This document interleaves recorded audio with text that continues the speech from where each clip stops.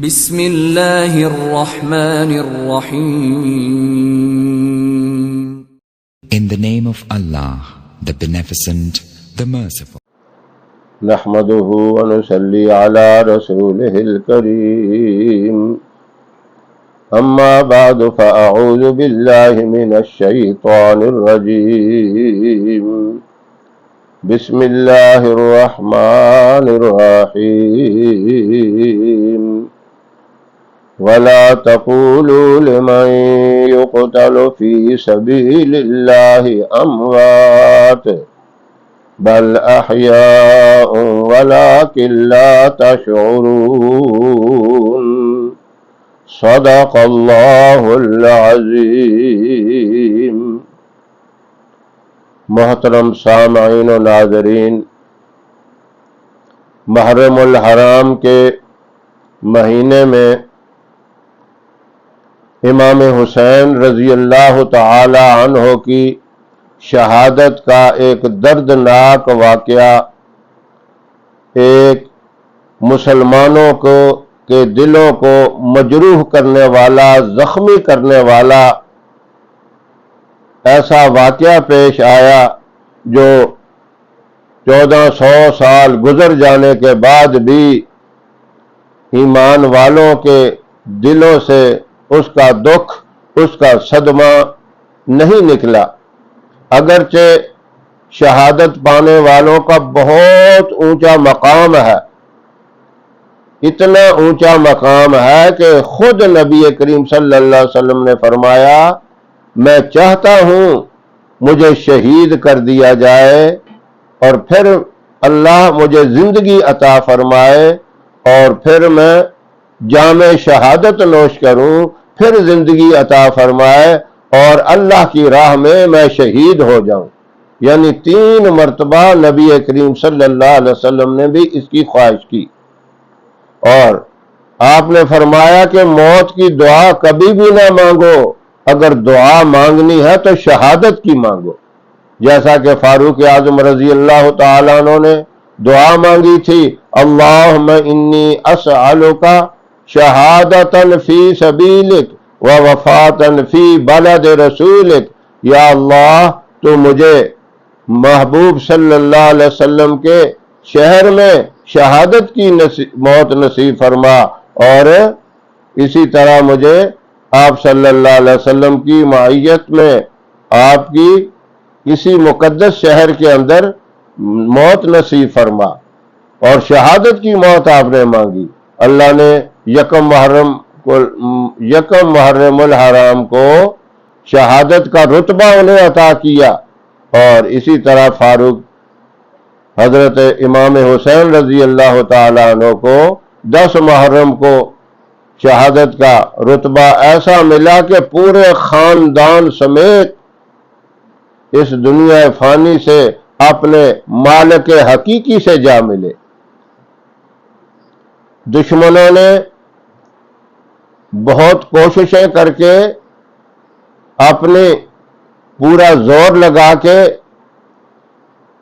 خاندان نبوت کو دنیا سے مٹانے کی کوشش کی، اور یہاں تک کہ جب امام حسین رضی اللہ تعالیٰ عنہ شہید ہوئے، اس حالت میں عصر کی نماز کا ٹائم تھا، دیکھا کہ سورج غروب ہونے والا ہے اور جسم لہو لہان ہے، تیروں کے، تلواروں کے نشان ہے جسم کے اوپر، پورے وجود سے خون ٹپک رہا ہے، نماز کا وقت تھا. اسی حالت میں نماز عصر بھی ادا کی. آپ دیکھیں آج ہم کوئی مہمان آ جائے تو نماز نہیں پڑھتے، کسی کام میں لگے ہو تو کام کو نہیں چھوڑتے، چھوٹی موٹی کوئی تکلیف ہو، سفر سے آئے ہیں، تھکاوٹ ہو گئی یا نماز نہیں پڑھتے. امام حسین رضی اللہ تعالیٰ عنہ نے یہ بتا دیا کہ نماز اتنی عظمت والی چیز ہے. عین لڑائی کے موقع پہ جب زخموں سے جسم چورا چور ہے، اس حالت میں بھی نماز ادا کی. تو یہ نماز کی اہمیت بھی جاتے جاتے بتا گئے، اور جب ان ظالموں نے شہید کر کے آپ کا سر نیزے پہ لٹکا کے جلوس کی شکل میں جانے لگے، راستے میں ایک مسجد کے قریب سے گزر ہوا، اس حالت میں ایک مسجد کا مؤذن اذان دینے والا تھا، اذان کا وقت تھا، جلوس گزرا، کہنے لگا دیکھو یہ لڑائی کے لیے آئے تھے، آج ناکام ہو کے جا رہے ہیں۔ امام زین العابدین نے یہ بات سن لی اور کہا، پوچھا اس سے اذان ہو گئی ہے؟ کہنے لگا اذان ہوئی نہیں، ابھی ہونے والی ہے۔ جیسے ہی اذان شروع ہوئی، آپ کے نانا کا نام آیا، اشہد ان محمد رسول اللہ۔ جب یہ آواز سنی تو فرمایا دیکھو میرے نانا کا نام تو ابھی بھی زندہ ہے اور قیامت تک زندہ رہے گا، مٹنے والے تم ہو، ختم ہونے والے تم ہو، ذلت اٹھانے والے تم ہو، قیامت تک تمہیں لوگ ذلت کی نگاہوں سے دیکھتے رہیں گے، دشمن سمجھتے رہیں گے، اور ہمارا نام، ہمارے خاندان کا نام، ہمارے نانا کا نام قیامت تک زندہ رہے گا۔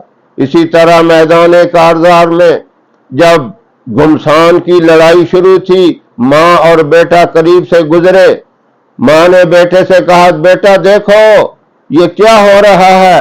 بیٹا گیا، جا کے دیکھا، کہا خاندان نبوت کے ساتھ بڑی شدت کی لڑائی ہو رہی ہے، جنگ ہو رہی ہے، دشمن حملے کر رہے ہیں، تیر اور تلواریں چل رہی ہیں۔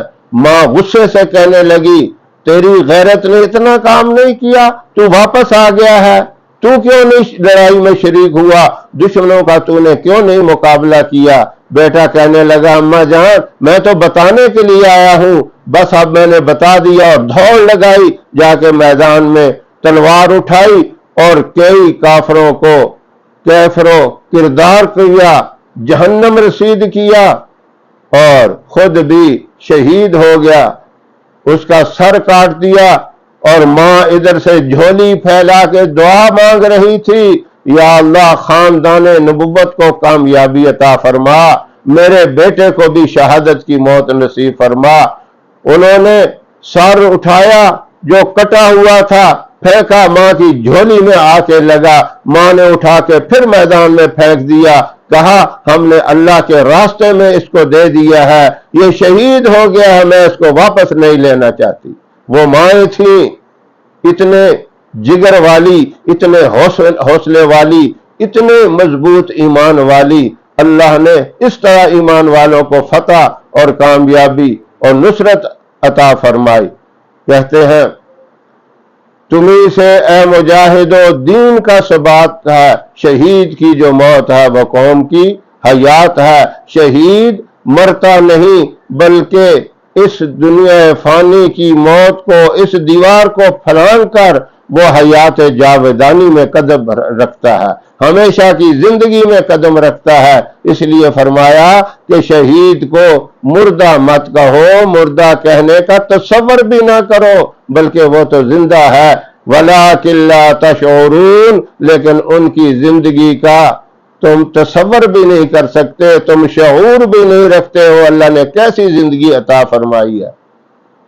تو جو اسی لیے کسی نے خوب کہا، جو دہکتی خاک کے شعلوں پہ سویا وہ حسین، جس نے اپنے خون سے عالم کو دھویا وہ حسین، جو جواں بیٹے کی میت پہ نہ رویا وہ حسین، جس نے سب کچھ کھو کے پھر بھی کچھ نہ کھویا وہ حسین، چل بسا لیکن نہ کی دشمن کی بیعت وہ حسین، واہ حسین اب تک گلے افشاں ہے تیری ہمت کا باغ، آندھیوں میں جل رہا ہے اب تلک تیرا چراغ۔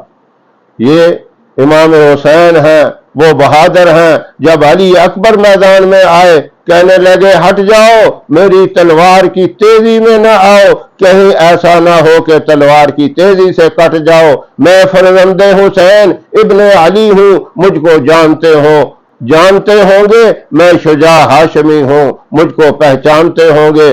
لوگوں نے دیکھا شاید علی المرتضیٰ پھر میدان میں آ گئے، یہ جذبے تھے ان کے، یہ ان کے ایمان کی طاقت تھی، یہ قوت تھی، اس لیے اللہ رب العزت نے ان کے ناموں کو آج تک روشن کر دیا۔ اب ایک حقیقت کو سمجھیں، اس حقیقت کا، اس اعتراض کا جواب سمجھیں جو اعتراض کرتے ہیں۔ کہتے ہیں قرآن اگر ہاتھ سے گر جائے تو وہاں ہائے کرنا جائز ہے، اور امام حسین رضی اللہ تعالیٰ عنہ کٹ کے میدان کربلا میں گر جائے تو وہاں ہائے کرنا ناجائز ہے۔ اس بات کو سمجھو، ہائے کرنا دونوں جگہ پہ جائز ہے، لیکن اس طرح جائز ہے جب ہاتھ سے قرآن گرتا ہے تو قرآن کو ہائے نہیں بلکہ اس ہاتھ کو ہائے ہے جس ہاتھ نے قرآن کو گرایا۔ میدان کارزار میں، میدان کربلا میں جب امام حسین رضی اللہ تعالیٰ عنہ شہید ہو کے گرتے ہیں تو امام حسین رضی اللہ تعالیٰ عنہ کو ہائے نہیں بلکہ ان ہاتھوں کو ہائے ہے جنہوں نے آپ کو قتل کر کے میدان کارزار میں گرایا۔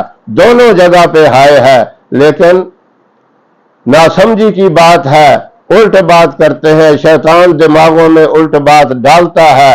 ہائے دونوں مقام پر جائز ہے، ہاتھوں کو جنہوں نے قرآن گرایا ان ہاتھوں کو ہائے ہے، اور ان ظالموں کو جنہوں نے آپ کو شہید کر کے میدان کربلا میں گرایا ان ہاتھوں کو ہائے ہے۔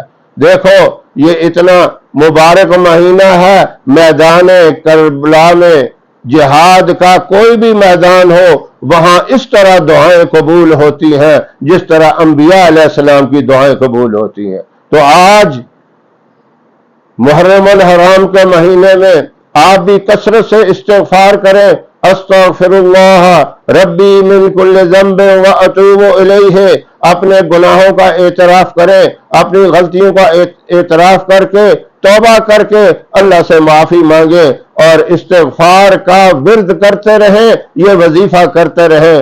اللہ رب العزت آپ کو بھی اتنا اونچا کر دے گا، ان شہیدوں کے ساتھ آپ کا بھی مقام ہو جائے گا۔ اللہ رب العزت عمل کی توفیق عطا فرمائے اور اس استغفار والے وظیفے کو بھی کثرت سے پڑھنے کی توفیق عطا فرمائے۔ وآخر دعوانا ان الحمد للہ رب العالمین۔